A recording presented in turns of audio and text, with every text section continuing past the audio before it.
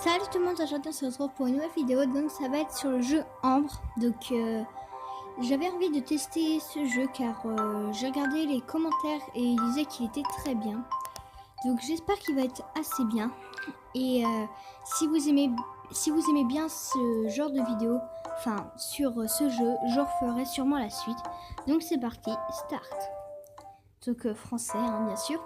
Je vais vous lire les dialogues, donc c'est parti. Il était 19h. En cette belle mais froide journée d'automne, le vent soufflait avec furie, secouant les branches des arbres frêles qui se dressaient le long du chemin. Tout en marchant d'un pas lent et usé, Tristan Mallory les contemplait d'un air absent. Un tourbillon de feuilles mortes attira son attention. Il s'arrêta quelques minutes. Des gerbes de couleurs dansaient autour de lui, des éclats de rouge, d'orange, de jaune épars, une mosaïque qui s'étendait sur tout le paysage à l'infini. Un élan de beauté dans la ville grise et fumante, dans cette métropole bruyante qui crachait ses poumons en permanence. Reprenant ses esprits, le trentenaire secouait la tête. Ce n'était pas le moment de rêvasser, il devait rentrer chez lui. Sa longue journée de travail lui pesait déjà sur les épaules. À vrai dire, ce n'est vraiment pas ce qui est le plus fatigant le plus dans sa vie. Après tout, par les temps qui courent, après avoir un boulot honnête et bien payé était presque un luxe, tel un salarié modèle. Il remplissait consciencieusement les tâches qu'on exigeait de lui, ni plus ni moins. Non, ce qui le détruisait réellement, c'était toute une autre forme de fatigue, une solitude accablante et écrasante qui le poursuivait depuis des années, depuis que sa femme et le léger tintement de la porte d'entrée qui s'ouvre le rappela sur terre. Il était déjà arrivé à son appartement. Un salon triste et muet l'attendait. Un frémissement parcourut son échine à mesure qu'il pénétrait dans la pièce.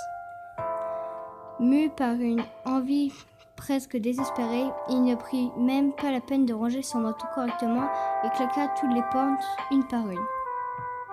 À chaque fois que c'était le même vide qui répondait à ses supplications. L'angoisse monta en lui. Un dernier espoir, la dernière porte, la chambre interdite.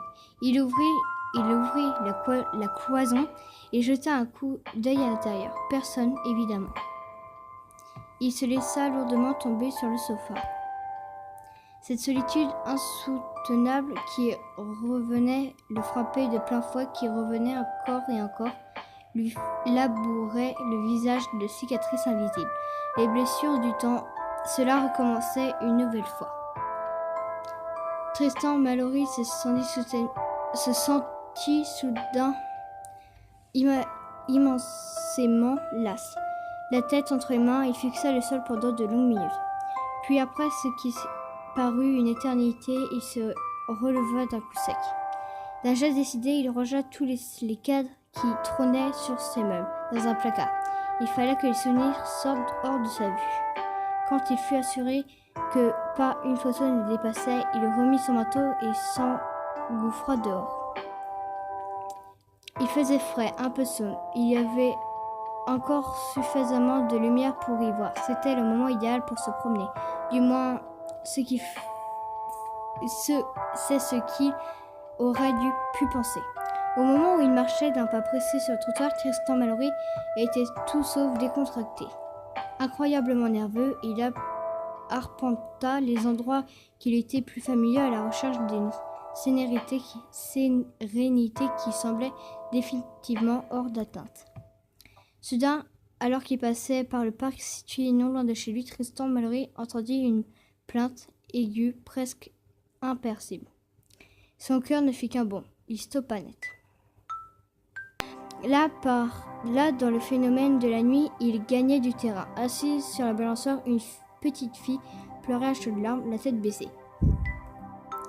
Il s'approcha doucement pour ne pas la surprendre et l'examina attentivement. Ses mains étaient froissées, elle n'avait pas de manteau ni d'écharpe. et il avait des écorchures à différents endroits de sa peau, comme si elle s'était battue.